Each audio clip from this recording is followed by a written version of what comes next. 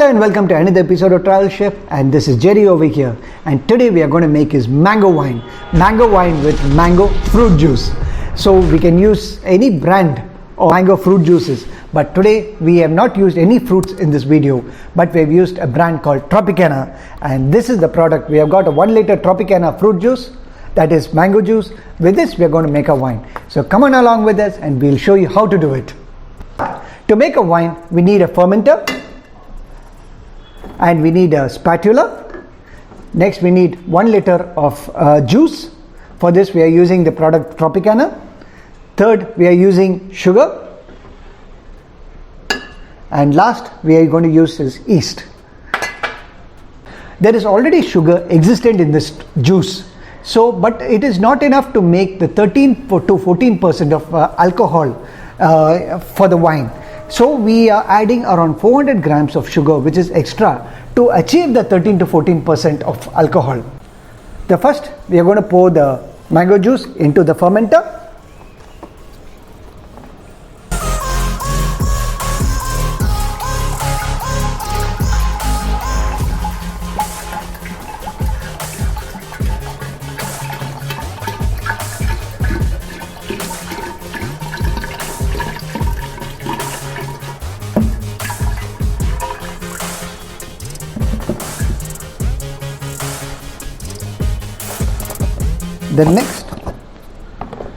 The next is we are going to place the sugar into the fermenter. So we have to be a bit slow placing the sugar into the fermenter. Now we need to stir the sugar well until the sugar dissolves. After ensuring that the sugar is dissolved with the juice, we need to add the final ingredient, which is yeast, and that is 1 teaspoon of yeast. Now we have added the yeast. Now we stir all the ingredients together once again. Finally, we need to shut our fermenter.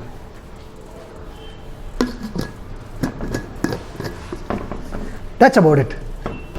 Now we need to shake the fermenter to ensure that the oxygen in the fermenter mixes with the yeast so that the wine is made faster. So we continuously shake this.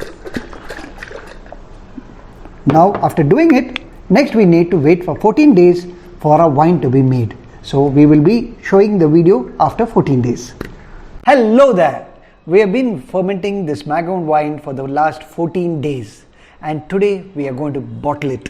So there's a little process we are going to show you how to do it. So come on along with us and let's see it together.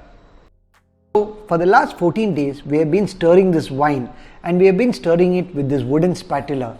Of course, you have to keep one thing in mind, that there shouldn't be any moisture content in this spatula, else this wine might get spoiled. So now let's start the bottling process. For this we will be opening our fermenter. Whoa! The smell of lovely fermented mangoes just hits onto your face. It's simply superb. Now let's start the bottling. For bottling a wine, we need the following utensils. Firstly, we need an empty bottle to hold the wine.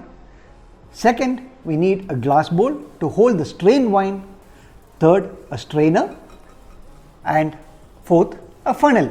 So please ensure that there is no moisture content in any of these utensils. We are now going to filter our wine. For this, we need to open a fermenter.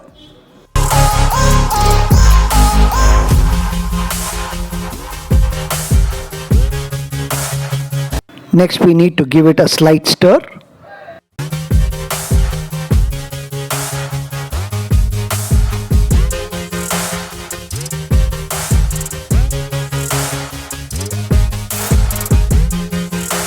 Then we need to pour the wine into the strainer, which falls into the bowl. We are stirring the wine because all the yeast which is inside the fermenter needs to get strained with the help of the strainer. Now we pour our wine slowly into the strainer, and unfortunately the wine is up to the brim of the glass bowl. But we need to be a little careful as we pour the wine.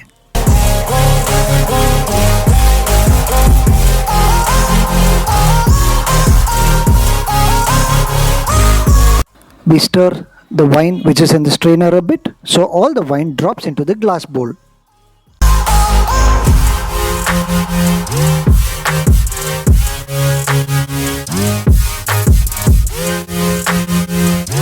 And now the final step is to pour the wine into the bottle. So now for this, since the wine is almost to the brim of our glass bowl, we have used the help of a ladle. So we take some wine and we begin pouring the wine into the funnel.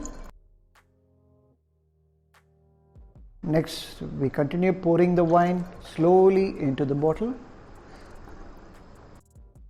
In fact, the maturing as well as the wine starts fermenting even in the bottle also. So you have to ensure that the wine is almost 3/4 full in the bottle, and so there's little more space for the fermented gases to come into the bottle. Else, if you're going to tighten the bottle and keep it like that, there's chances that the bottle might break or the cap might just pop off. So we have to be a bit careful while we fill our bottles with wine. And of course, we have to ensure that there is no moisture content and it has to be stored in a cool and dry place. That's what we have done while fermenting our wine.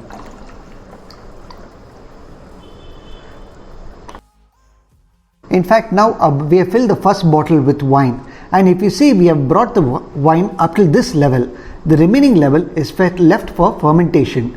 As the wine matures, fermented gases form over here and keeps on maturing. Also, we have, as I told before, we have to keep this in a cool and dark place for the fermentation to happen. So now we'll go for the remaining amount of wine. We have to use another bottle. So we'll bottle it and we'll tell you how much wine we got for 1 liter of mango juice. We have got around 1.5 bottles of wine for the mango juice from real fruit mango juice. Actually, it was very easy and a very simple method. Well, if you like our video, do like, share and comment on this video. Also share it with your friends. Also, I'll request you to try making this recipe at home too. And if it's come out nice, please mention it in the comment section below. Don't forget to subscribe to our channel. Well, until the next video, take care, stay safe and see you soon. Bye-bye from the Travel Chef team.